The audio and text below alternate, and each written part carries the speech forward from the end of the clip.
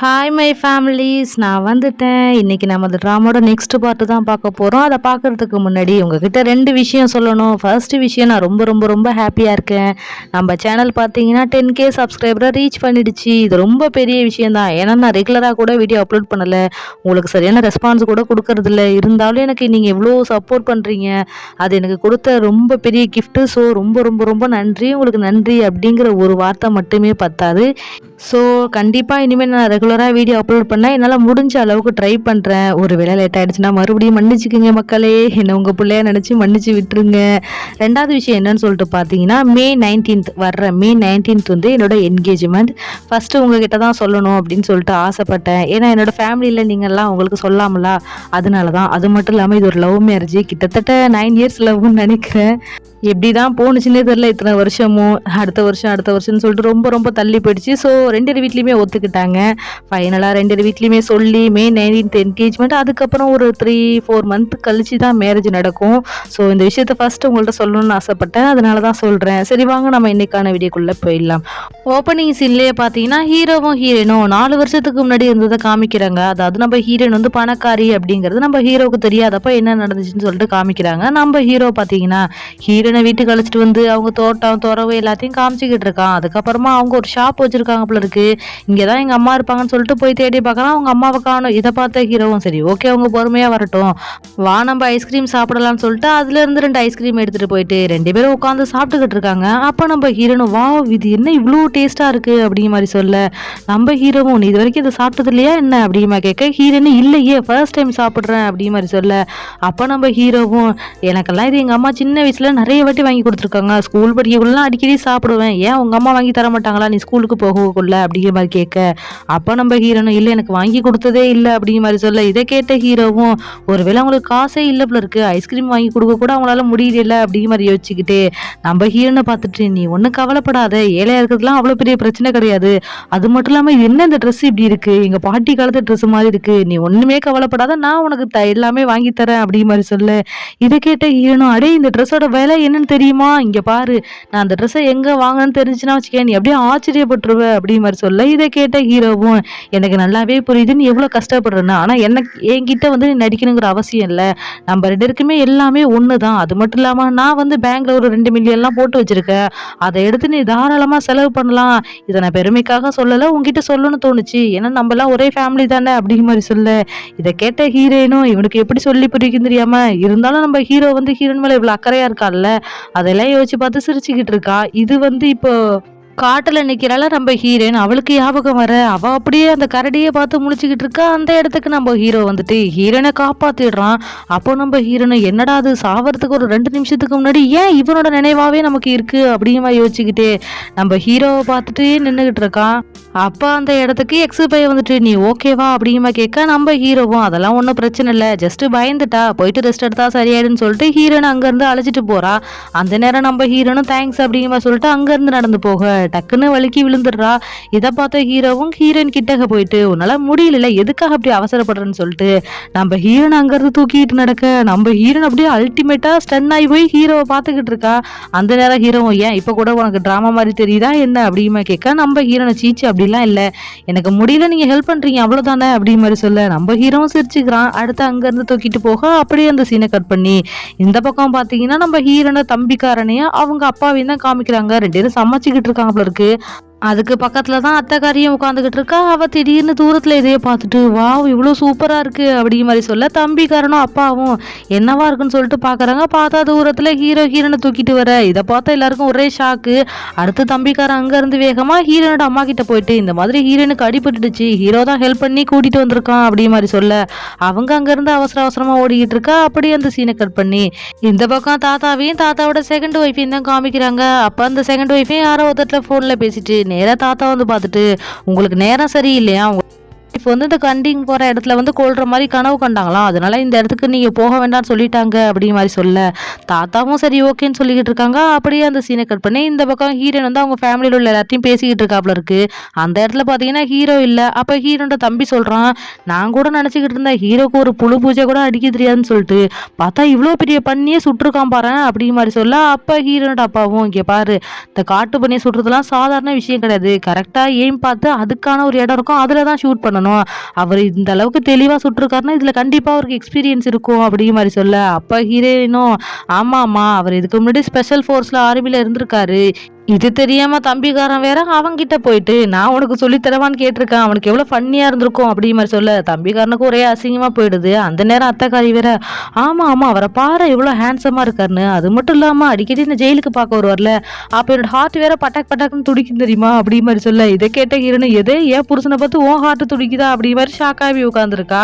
அப்படியே அந்த சீனை கட் பண்ணி இந்த பக்கம் ஹீரோவை தான் காமிக்கிறாங்க. நம்ம ஹீரோ பாத்தீங்கன்னா இந்த பண்ணி எங்கேருந்து ஹீரனை வந்து கொல்ல ட்ரை பண்ணிருக்குன்னு சொல்லிட்டு அந்த இடத்த போய் செக் பண்ணிக்கிட்டு இருக்கா. அந்த இடத்துல பார்த்தீங்கன்னா ஒரு பெரிய ஹோல் மாதிரி போட்டுருக்கு. அதாவது அந்த பண்ணி அந்தண்டேருந்து இங்கிட்டு வர்றதுக்கு.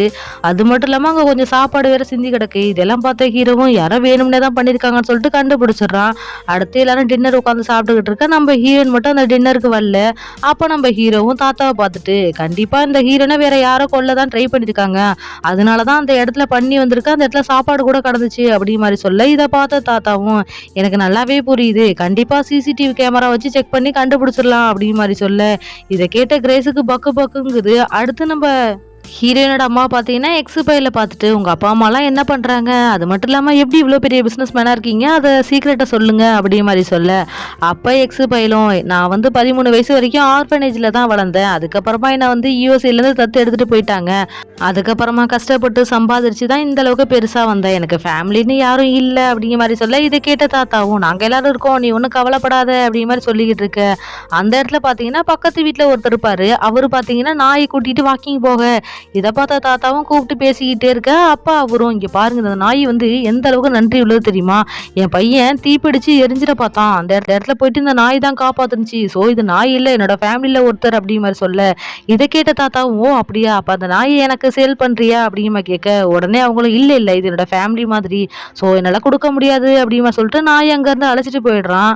இதை பார்த்த எக்ஸ் பையிலும் கொஞ்ச நேரம் கழிச்சு அங்க இருந்து அவங்கள போய் பார்த்துட்டு, உங்களுக்கு நான் 100 மில்லியன் பணம் தரேன், இந்த நாயை தரீங்களா அப்படிமா கேட்க அவங்க கொஞ்சம் ஏழை தானே அதனால ஒத்துக்கிறாங்க. நம்ம எக்ஸ் பையில அங்க இருந்து நாயை வாங்கிட்டு வர அப்படியே அந்த சீனை கட் பண்ணி இந்த பக்கம் தம்பிக்காரன் இருக்கான்ல, அவன் வந்து ரேச்சலை பார்த்து சொல்லிக்கிட்டு இருக்கான், ஏண்டி இவன் வந்து 13 வயசுல அட்டாக் பண்ணி அழைச்சிட்டு போயிட்டாங்கன்னு சொல்லிட்டாங்க, அப்புறம் எப்படி இவ்வளவு பெரிய பிசினஸ் மேனா ஆனா, என்னால நம்ப முடியலையே அப்படி மாதிரி சொல்ல இதை கேட்ட ரேச்சலும், அவனும் உன்ன மாதிரி கஷ்டப்பட்டு எதுவும் பிசினஸ் பண்ணிருப்பாப்ல, நீ எதுக்கு தேவையில்லாம பேசுற அப்படி மாதிரி சொல்ல அப்ப நம்ம தம்பிக்காரனும், சரி ஓகே நீ கொஞ்சம் ட்ரிங்க்ஸ் குடிக்கிறியா அப்படிமா கேட்க இதை கேட்ட ரேச்சலும், இங்க பாருங்க என்ன பார்த்தா எப்படி தெரியுது, நான் என்ன குடிகாரின்னு நினச்சிக்கிட்டீங்களா, இது மாதிரிலாம் பண்ணீங்கன்னா அவளை கொண்டுருவேன் அப்படி மாதிரி சொல்ல அப்பா தம்பிக்காரன், சரி சரி கோச்சிக்காத நான் சும்மா கிண்டல் பண்ணேன் அப்படி மாதிரி சொல்லிட்டு அங்கேருந்து ரெஸ்ட் ரூமுக்கு போக அந்த இடத்துக்கு நம்ம ஹீரோ வந்துட்டு, இந்த மாதிரி நீ எனக்கு வந்து பிஸ்னஸ்க்கு ஐடியா கேட்டில உனக்கு நான் சொல்லவா அப்படி மாதிரி சொல்ல இதை கேட்ட நம்ம தம்பிக்காரனும், இந்நேரத்துக்கு வந்து சொல்கிறேங்கிறீங்க, ஆல்ரெடி நான் பிஸியாக இருக்கேன், ஸோ லேட்டாக நீங்கள் எனக்கு சொல்லலாம் அப்படி மாதிரி சொல்ல ஹீரோவும், இல்லை நான் இப்போ கொஞ்சம் ஃப்ரீயாக தான் இருக்கேன் அதனால தான் சொல்லலான்னு வந்தேன் அப்படி மாதிரி சொல்ல நம்ம தம்பிக்காரனும், ஆமாம் நீங்கள் அக்கா கூட தூங்க பயந்துக்கிட்டு இப்படி வந்து சொல்கிறீங்க என்ன அப்படிமா கேட்க நம்ம ஹீரோவும், சீச்சி என்ன இப்படி பேசுற, எங்களுக்கு 2 பேருக்கும் கல்யாணம் ஆகி 3 வருஷம் ஆயிடுச்சு, அது மட்டும் இல்லாம அவ என் ஒய்ஃபு அவ கூட இருக்குல்ல எனக்கு என்ன பயம் அப்படிமா கேட்க நம்ம தம்பிக்காரனும், அப்போ போக வேண்டி தானே நாளைக்கு பேசிக்கலாம் அப்படி மாதிரி சொல்ல ஹீரோவும், தோ கிளம்பிட்டேனே அப்படி மாதிரி சொல்லிட்டு போக இதை பார்த்து தம்பிக்காரனும், அந்த பக்கம்ல வழி இந்த பக்கம் அப்படி மாதிரி சொல்ல நம்ம ஹீரோவும், தான் போறேன் போய் தொலைக்கிறேன் அப்படி மாதிரி ரூமுக்கு போறான். ரூமுக்கு போயிட்டு அப்படி சைலண்டா மெதுவா நடந்து போயிட்டு தூங்கலான்னு ட்ரை பண்ண டக்குன்னு ஹீரோயின் முடிச்சிட்டு, அம்மா இவ்வளவு நேரம் எங்க போனீங்க அப்படிமா கேட்க நம்ம ஹீரோவும், அது வந்து உன் தம்பி இருக்கான்ல அவன் தான் கூப்பிட்டு பேசிக்கிட்டு இருந்தான் அப்படி மாதிரி சொல்ல ஹீரோனை, எவ்வளவு திமிரு அவனுக்கு, லைட் நைட்ல கூப்பிட்டு உங்களை பேசுறதுக்கு அவனுக்கு எவ்வளவு தைரியம், இந்த போற அப்படி மாதிரி கிளம்ப இதை பார்த்த ஹீரோவும், நீ ஒன்னும் போக வேண்டாம்டா நான் போய் சொல்லிட்டு வரவா அப்படிமா கேட்க ஹீரோனும், சரி வேண்டாம் விடுங்க அப்படி மாதிரி சொல்லிக்கிட்டு இருக்க. அடுத்து ஹீரோனும், சரி ஓகே நான் தூங்க போறேன், அதுக்கு முன்னாடி இந்த ட்ரெஸ்ஸோட பட்டனை மட்டும் கழட்டி விடுறீங்களா அப்படி மாதிரி சொல்ல இதை கேட்ட ஹீரோக்கு தூக்கி வாரி போட்டு, எது ட்ரெஸ்ஸோட பட்டனை நான் கழட்டணுமா அப்படி மாதிரி சொல்ல ஹீரோனும், ஆமா எனக்கு கை கொஞ்சம் முடியல அடிபட்டு இருக்குல்ல அதனாலதான் அப்படி மாதிரி சொல்ல நம்ம ஹீரோவும், சரி ஓகேன்னு அதை கழட்டி விடுறான். நம்ம ஹீரோக்கு ஒரே ஆக்கோடா இருக்கு. இதை பார்த்த ஹீரோனுக்கு புரிஞ்சுக்கிட்டு, சரி சரி வேண்டாம் வேண்டாம் விடுங்க அப்படி மாதிரி சொல்ல ஹீரோவும் சரி ஓகேன்னு தூங்க போக இதை பார்த்த ஹீரோனும், ஆமா, நீங்க குளிக்கலையா? இப்படியேவா தூங்க போறீங்க? அப்படியுமா கேட்க, இத பார்த்த ஹீரோ, இதோ குளிக்க போறேனே அப்படி மாரி அங்கருந்து கிளம்பிடுறான். அடுத்து ஹீரோ அங்கருந்து குளிக்க போக, நம்ம ஹீரோவே யோசிச்சு பார்க்குறா. அதாவது இன்னைக்கு காப்பாத்த வந்திருப்பான்ல, அப்ப ஏன் இவ்ளோ ஹேண்ட்ஸமா இருந்தான்? இத்தன நாள் இப்ப ஏன் முன்னாடி தானே சுத்திக்கிட்டு இருந்தான்? அப்படி ஒண்ணும் தெரியலையே. அதுவும் அந்த ஸ்லோ மோஷன்ல அப்பா செம்மையா இருந்தானே! அடியே இப்படிலாம் யோசிக்காதடி, அவன் மேல லவ்வு கிவ்வு வந்துற போது. அப்படிங்கிற மாரி நெனச்சுக்கிட்டே அவன இன்னும் ஸ்லோ மோஷன்ல யோசிச்சுக்கிட்டு இருக்க. அதே சமயம் இந்த பக்கம் ஹீரோவும் பயங்கரமா குளிச்சுட்டு அங்க இருந்து வெளியில டவலோட நடந்து வர, இத பார்த்த ஹீரோயின் அவ்வளோதான் அப்படியே ஷாக் ஆகி போய் என்னடா இது அப்படி மாரி பார்த்துக்கிட்டு இருக்க. அந்த நேரம் ஹீரோவும் அது வந்து நான் ட்ரெஸ் உள்ள எடுத்துட்டு போக மறந்துட்டேன். அதனால தான் அப்படி மாரி சொல்ல, நம்ம ஹீரோனா ஓகே அப்படிமா சொல்லிட்டு நம்ம ஹீரோவே வச்ச கண்ணு வாங்காம பார்த்துக்கிட்டு இருக்க. நம்ம ஹீரோவும் அவளை கிராஸ் பண்ணி போயிட்டு அங்கன உள்ள ஒரு ட்ரெஸ் எடுத்து அப்படியே ஸ்டைலா மாட்டிக்கிட்டு இருக்க. இத பார்த்த ஹீரோனும் டேய் என்னடா இவ்ளோ ஹேண்ட்ஸமா இருக்க, அதுல வேற சிக்ஸ் பேக் வேற, ஐயோ சொல்ல முடியலையே அப்படிங்கிற மாதிரி சொல்லிட்டு அங்கிருந்து நான் குளிக்க போறேன்னு சொல்லிட்டு குண்டு குண்டுன்னு ரெஸ்ட் ரூம்குள்ள வந்து உட்காந்துக்கிட்டு என்னடா அது அவனை பார்க்கக்குள்ள எனக்கு என்ன ஆச்சு, எதுக்காக எனக்கு இப்படி பட்டர்ஃப்ளையா பறக்குது அப்படி மாதிரி யோசிச்சுக்கிட்டே உட்காந்துருக்க.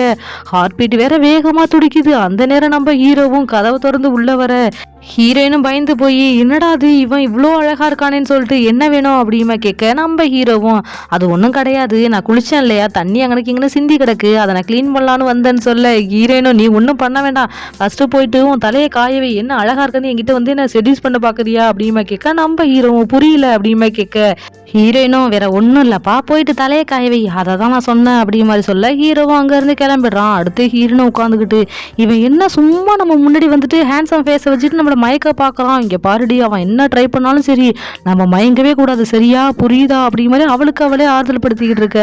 அடுத்த சீன்லேயே பார்த்தீங்கன்னா 2 பேரும் படுத்துருக்காங்க. அப்போ நம்ம ஹீரோயின் வந்து ஹீரோவை பார்த்துட்டு நீ தூங்கிட்டியா அப்படிமா கேட்க, நம்ம ஹீரோவும் இல்லை நான் தூங்கலை, சின்ன பெட்டாக இருக்குல்ல அதனால தான் அப்படிங்கிற மாதிரி சொல்ல, அப்போ நம்ம ஹீரோனும் இதை விட சின்ன பெட்லாம் நம்ம அப்படியே தூங்கியிருக்கோம் உனக்கு ஞாபகம் இல்லையா அப்படிமா கேட்க, ஹீரோவும் அப்படியா அப்படிங்கிற கேட்க அப்போதான் ஒரு ஃப்ளாஷ்பேக்கை காமிக்கிறாங்க. அதாவது ஹீரோயின் வந்து ஹீரோ வீட்டுக்கு அழைச்சிட்டு வந்திருப்பாப்ல இருக்கு. அங்கே வந்து சிங்கிள் பெட் தான் இருக்கு. நம்ம ஹீரோவும் ரொம்ப லேட் நைட் ஆயிட்டு ஸோ இங்கே தூங்கிடு அப்படிங்கிற மாதிரி சொல்ல, ஹீரோனும் ஒத்துக்கிட்டு இருந்திருப்பா. நம்ம ஹீரோவும் அங்கேருந்து போக மனசு இல்லாம நம்ம 2 சேர்ந்து நிலாவை பார்க்கலாமா அப்படிங்கிற கேட்க, ஹீரோனுக்கும் புரிஞ்சிருது. சரி ஓகேன்னு சொல்லிட்டு 2 பேரும் நிலாவை எல்லாம் ரசிச்சு பார்த்துட்டு அடுத்து அங்கே ஒரு சின்ன பெட் இருக்கு, அதில் தான் படுத்து தூங்கியிருப்பாங்க. அதில் பார்த்தீங்கன்னா நம்ம ஹீரோவும் ஹீரோனும் ஹக் பண்ணிக்கிட்டே தூங்கிட்டு இருந்திருப்பாங்க. இது எல்லாத்தையும் நமக்கு காமிக்க, அதே சமயம் இந்த பக்கம் ஹீரோவும் அவ்வளோ சின்ன பெட்ல எப்படி 2 பேரும் தூங்கணும் அப்படிமா கேட்க, நம்ம ஹீரோனும் வேற என்ன நீனும் நானும் ஹக் பண்ணிட்டு தான் தூங்கணும், வேணா சின்ன பெட்டா இருக்குன்னா சொல்லு நம்மளே ஹக் பண்ணிக்கலாம் அப்படிங்கிற மாதிரி சொல்ல, நம்ம ஹீரோ ஷாக் ஆகி போய் திரும்பி பார்க்க நம்ம ஹீரோ பார்த்துக்கிட்டு இருக்க. நம்ம ஹீரோவும் அது வந்து நீ இழுக்க, இதை பார்த்த ஹீரோனும் நான் சும்மா தான் சொன்னேன் எதை பத்தியும் யோசிக்காம தூங்கு அப்படிங்கிற சொல்லிட்டு திரும்பி தூங்க. நம்ம ஹீரோக்கு ஹார்ட் பட்டாக் பட்டாக்குன்னு அடிக்க ஆரம்பிச்சிடுது. இப்படியே இந்த எபிசோட் இந்த இடத்துல முடியுது. அதுக்கப்புறம் என்ன நடக்குதுங்கிறத நெக்ஸ்ட் எபிசோட்ல பார்த்துடலாம். எப்போதும் போல அந்த வீடியோ உங்களுக்கு பிடிச்சிருந்துச்சுன்னா லைக் பண்ணுங்க, ஷேர் பண்ணுங்க, கமெண்ட் பண்ணுங்க. மறக்காம சப்ஸ்கிரைப் பண்ணி பக்கத்தில் இருக்கிற பெல் ஐக்கானை கிளிக் பண்ணி வச்சுக்கோங்க. அப்போ தான் நான் போடுற வீடியோஸோட நோட்டிஃபிகேஷன் உங்களுக்கு உடனே வரும். Thank you, Tata, bye bye.